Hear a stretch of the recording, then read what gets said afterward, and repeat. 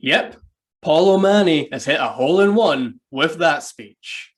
Contest chair, friends, I loved Paul's structure today. He started by saying he had 3 interesting tips for us, which drew us in. Then he told us what they were, which added value. And then finally, he summarized them. There was a clear beginning, middle, and end. And what that did was it made the speech easy to follow. And because Paul intertwined each of those parts with the theme of golf, it made it unique as well.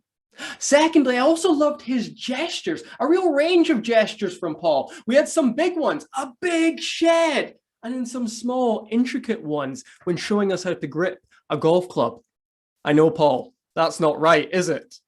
And I also loved his voice. It was loud and it was proud. It was striking, like hearing a ball get hit off the tee on a golf course. But what I loved most of all was the value of the speech. Those 3 tips of breathing through your speech, having a grip on yourself, and having a purpose are stuff which everyone in this room can use. So it's clear that Paul knows his audience very well.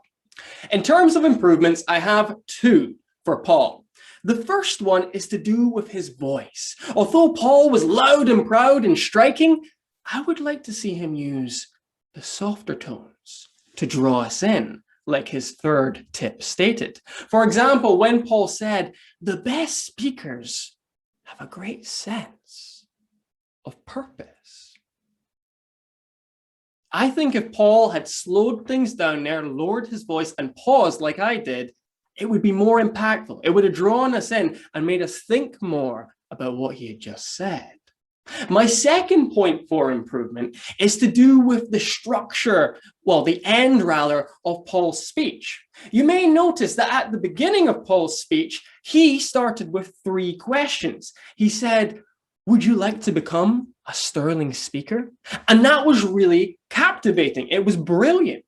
For that reason, I would like to see Paul end with 3 questions as well to create a nice loop. He could have used his 3 points, for example, by saying something like, so for your next speech, will you have a purpose? Will you have a grip on yourself? Will you breathe through your speech? Because if you can do that, you can become a great speaker. If he had ended like that by summarizing his points in a captivating manner for creating that loop, I think this speech would be more compelling and the call to action would be even more clear. But overall, this was a scintillating speech. I loved the structure, the gestures and voice, and also the value too. If you can make those adjustments, Paul, to your voice and also the end there by ending with the 3 questions, this speech can be even better. And I have to say, it has been an absolute pleasure seeing you play on the course today. Contest chair.